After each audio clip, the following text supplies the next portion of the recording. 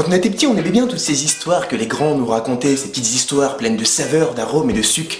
En fait, je pense qu'on les aimait bien parce qu'on les comprenait pas, les histoires, alors que maintenant qu'on est grand et ma foi assez intelligent, on se rend compte que les mecs ont écrit des trucs assez bizarres quand même.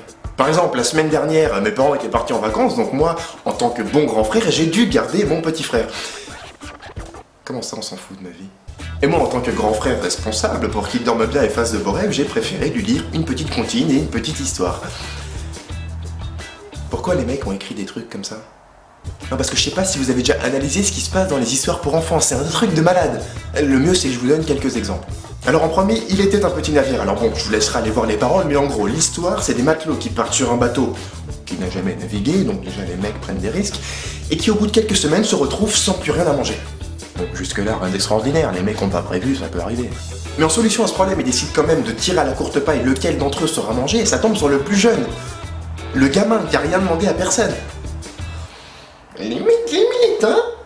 La mère Michel! Bon là l'histoire c'est un peu moins compliqué, en gros c'est une dame d'environ 50 ans qui vit seule et qui a perdu son chat, qui s'est échappé par la porte d'entrée ou noyé dans les toilettes, on s'en fout, et elle se met à la fenêtre pour dire qu'elle a perdu son chat et elle crie qu'elle aimerait bien qu'on lui rende son petit minou. Depuis quand tu cries par la fenêtre que t'as perdu ton chat? J'ai perdu mon chat! Je veux dire, la nana, elle pourrait faire comme tout le monde, mettre une petite annonce dans la rue, mettre un statut Facebook, je ne sais pas, et non, elle préfère gueuler par la fenêtre et faire chier tout le monde. Connasse, va.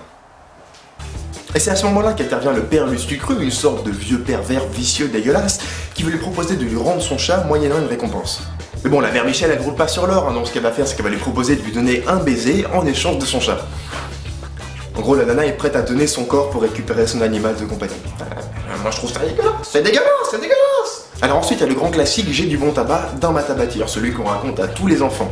Donc là, l'histoire, c'est un gars qui dit à un gamin qu'il a du bon tabac ou autre substance inconnue dans sa tabatière, mais qu'il lui en donnera pas parce qu'il a un vilain nez. Parce que qu'est-ce que ça donnerait, ça, dans une situation réelle? Excuse-moi, t'aurais pas une cigarette? Et tu te fous de ma gueule, t'as vu ton nez? Et quand même, le top du top, la crème de la comptine pour enfants, ça reste quand même la rirette. En gros, c'est l'histoire d'une fille qui s'appelle Jeanneton. Déjà, d'où t'appelles ta fille Jeanneton? Poussez, madame, poussez! Félicitations, c'est une fille, comment vous allez l'appeler?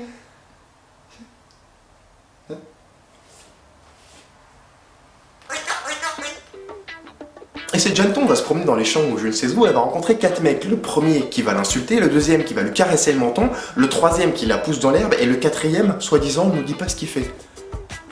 Et on raconte ça aux enfants. Non, parce qu'à ce moment-là, j'ai qu'une chose à dire, moi je veux dire la rirette, Jeanneton se fait prendre. Non, parce qu'à ce rythme-là, bientôt, ça sera quoi, les histoires pour enfants? Petit Pierre rentrait de l'école après une agréable journée. Soudain, sur la route, il croisa Jean-Paul, 46 ans, qui lui proposa de monter dans son van et de lui offrir des bonbons.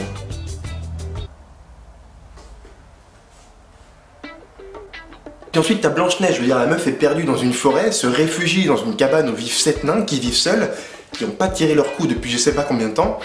Normal qu'ils l'accueillent gentiment. Et puis déjà, d'où tu t'appelles Blanche-Neige? Moi, j'aurais bien aimé que l'auteur soit africain, que Blanche-Neige soit africaine, parce que déjà, d'une part, c'est pas une pomme qu'elle aurait mangé, mais un bon gros poulet braisé, quoi. Et de deux, comment elle se serait appelée Blanche-Neige? Marron cacao? Jaune banania? C'est pas un petit peu raciste ce que tu viens de dire? Ouais, si, ouais, c'est un petit peu. Fais un bisou.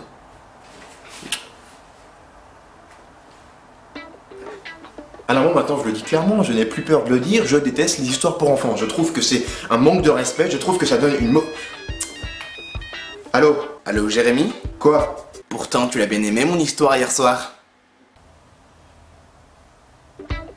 Alors si toi aussi ça te révolte, si toi aussi tu trouves ça inacceptable, rejoins ma page Facebook ou abonne-toi à ma chaîne. Puis fais-moi un bisou.